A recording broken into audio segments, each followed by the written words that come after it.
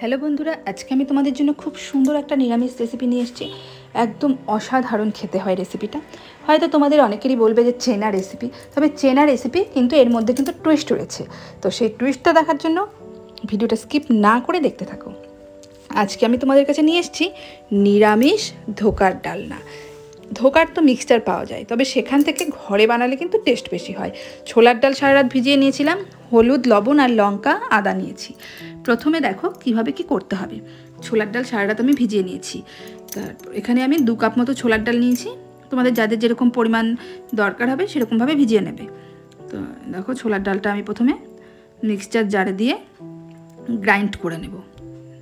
এইবার এর মধ্যে দিয়ে দিচ্ছি 2 টুকরো আদা, 6-7টা কাঁচা লঙ্কা দিয়ে খুব ভালো করে মিহি পেস্ট করে ফিরে আসছি। এই দেখো বন্ধুরা, মিহি পেস্ট কিন্তু অলরেডি হয়ে গেছে। এটা একটা বাটিতে আমি কিন্তু অলরেডি ঢেলেও নিয়েছি। আমি সামান্য জল দিয়েছিলাম, জল না দিলেও চলবে।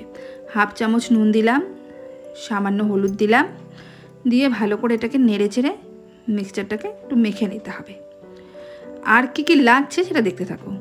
এইবার ঝোলের জন্য এখানটা আমি একটু আলু কেটে নিয়েছি, টমেটো বাটা লাগছে, কাজু বাদাম বাটা, হলুদ, লবণ, জিরে ধনে বাটা, লঙ্কা বাটা, কালারের জন্য কাশ্মীরি লঙ্কা গুঁড়ো।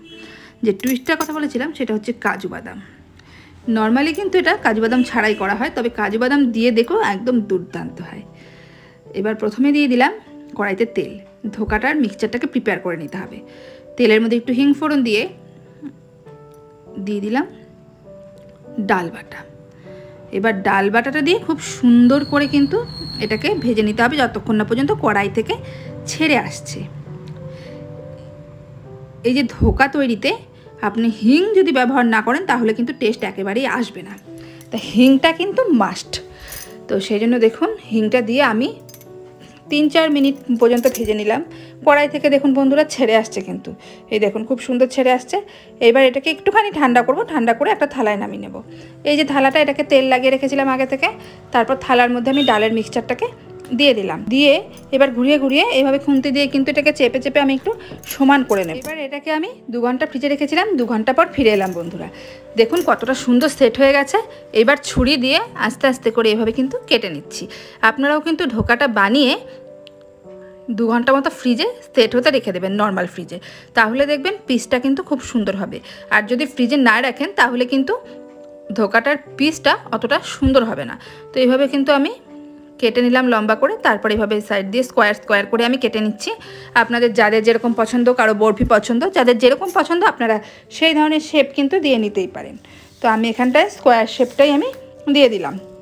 তো দেখুন বন্ধুরা, এইভাবে কিন্তু আমি স্কোয়ার স্কোয়ার করে যেরকম সাইজ আমার পছন্দ আমি কিন্তু অলরেডি কেটে নিলাম। এবার একটুখানি আপনাদের একটু তুলে দেখাবো আমি যে কতটা সুন্দর হয়েছে।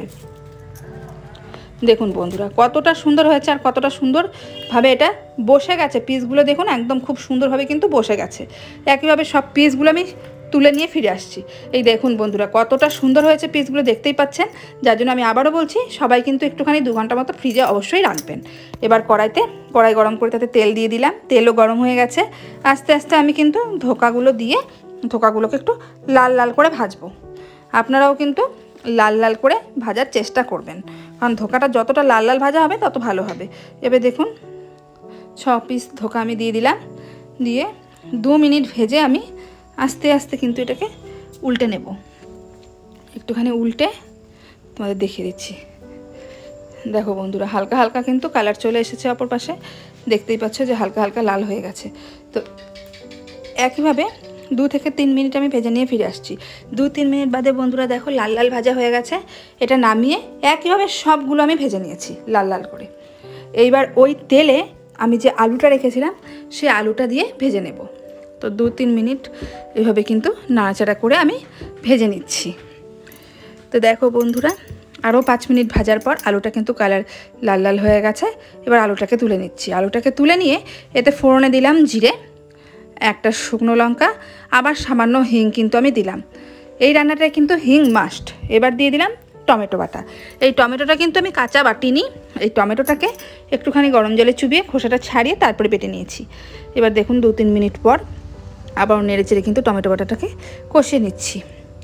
মশলা থেকে তেল ছাড়ছে, দেখে বোঝাই যাচ্ছে। এবার এখানে যে জিরে ধনে বাটাটা ছিল সেটা দিয়ে দিলাম। 1 চামচ ধনে, হাফ চামচ জিরে আমি বেটে নিয়েছি। তো দিয়ে মশলাটা দিয়ে আরও 5 মিনিট মতো কষিয়ে ফিরে আসছি বন্ধুরা। 5 মিনিট পর দেখুন বন্ধুরা কতটা তেল ছেড়েছে, কালার দেখতেই পাচ্ছেন যে কালারও কিন্তু চেঞ্জ হয়ে গেছে, লাল লাল কালার কিন্তু চলে এসেছে অলরেডি। এইবার এখানে ঝালের জন্য দিয়ে দিচ্ছি লঙ্কা বাটা। এখানে আমি লাল লঙ্কা 6টা মতো ইউজ করেছি। আপনারা যারা যেরকম ঝাল খাবেন সেরকমভাবে লঙ্কাটা কিন্তু কম বেশি করে নেবেন। তো দিয়ে কিন্তু আবার একটুখানি কষিয়ে নিলাম। আর কালারের জন্য 1 চামচ মতো কাশ্মীরি লঙ্কা গুঁড়ো দিলাম। আর স্বাদের জন্য 1 চামচ নুন, হাফ চামচ হলুদ গুঁড়ো আমি দিয়ে দিলাম। তো সব মশলা কিন্তু মোটামুটি আমার দেয়া হয়ে গেছে। তো এইভাবে মশলাটা কিন্তু আমি লো ফ্লেমে 5 মিনিট কষাবো। 5 মিনিট পর দেখুন বন্ধুরা কালারটা কি সুন্দর এসেছে মশলার, আর তেলও কিন্তু মশলা থেকে ছাড়ছে। তো মশলাটা কিন্তু কষা হয়ে গেছে। এইবার এখানটায় আমি দিয়ে দিলাম কাজু বাদাম বাটা। তো কাজু বাদাম বাটাটা দিয়েও কিন্তু ভালো করে কষাতে হবে বন্ধুরা। এইবার এখানে আরেকটা জিনিস দিলাম, যেটা টুইস্ট আমি বলেছিলাম, সেই টুইস্টটা হলো আরেকটা জিনিস, সেটা হচ্ছে কিশমিশ বাটা। এখানে আমি 10-12টা কিশমিশ বেটে নিয়েছি। তা দিয়ে খুব ভালো করে কিন্তু মশলাটাকে কষাতে হবে। তো 5 মিনিট মতো বন্ধুরা আমি কষিয়ে নিলাম, ফিরে আসছি আরও 5 মিনিট কষিয়ে। এই দেখো বন্ধুরা এইবার কিন্তু এখানটায় দিয়ে দিলাম আমি আলু, ভেজে রাখা আলুটা দিয়েও কিন্তু খুব সুন্দর করে কষিয়ে নিয়েছি। তো দেখো বন্ধুরা খুব সুন্দর করে কিন্তু আলু দিয়েও আমার কষানো অলরেডি হয়ে গেছে। তো এইভাবে কিন্তু লো ফ্লেমে তোমরা মশলাটা কষাবে। যতটা মশলা কষাবে বন্ধুরা তত কিন্তু রান্নাটা টেস্ট আসবে। তো আমি সবাইকে বলবো আগেই জল না দিয়ে এভাবে মশলাটা কষিয়ে নাও। দেখো বন্ধুরা খুব সুন্দর কষানো হয়ে গেছে। এবার এখানে আমি ফুটনো জল দেবো 2 কাপ, 1 কাপ দিয়ে দিলাম। তো এরকম আরেক কাপ কিন্তু আমি ফুটনো জল দিয়ে দেবো বন্ধুরা। দেখো 2 কাপ ফুটনো জল কিন্তু ইউজ করেছি। তো 2-3 মিনিট বাদে ঝোলটা কিন্তু অলরেডি আমার ফুটে গেছে। এইবার এখানে আমি দিয়ে দিচ্ছি ধোকাগুলো। তা ধোকাগুলো দিয়ে একটুখানি হালকা হাতে নাড়াচাড়া করতে হবে, কারণ ধোকা কিন্তু খুব সফট হয়, না হলে ভেঙে যেতে পারে। তো হালকা হাতে ভাবে ঝোলে আমি ডুবিয়ে দিলাম, দিয়ে 2-3 মিনিট ফুটিয়ে ফিরে এলাম বন্ধুরা। দেখতেই পাচ্ছ যে ওপর থেকে তেল ছাড়ছে আর কালার কতটা সুন্দর এসেছে। এবার স্বাদটা ব্যালেন্স করার জন্য আমি সামান্য চিনি দিলাম, কারণ কিশমিশ বাটা দিয়েছি অলরেডি। আর এখানে 1 চামচ মতো ঘি দিয়ে দিলাম আমি। এইবারে এখানে আমি একটা জিনিস দেবো, সেটা হচ্ছে বাটা গরম মশলা। আজকে আমি কিন্তু কোনো কিছু গুঁড়ো ইউজ করিনি, দেখতেই পেলে তোমরা সব কিছু বেশিরভাগই বাটা ইউজ করেছি। তো বাটা গরম মশলা দিয়ে দিলাম। তো গুঁড়ো গরম মশলা থেকে কিন্তু গরম মশলা বেটে দিলে কিন্তু সেন্টটা অনেক বেশি ভালো হয়। তো দিয়ে খুব ভালো করে একটু নাড়াচাড়া করে দিলাম। তো 2-3 মিনিট ফুটিয়ে দেখো বন্ধুরা আমার কিন্তু রান্নাটা অলরেডি হয়ে গেছে। এটুকু ঝোল আমি রাখবো। এবার গ্যাসের ফ্লেম বন্ধ করে দিয়েছি, শুধু সার্ভ করার পালা।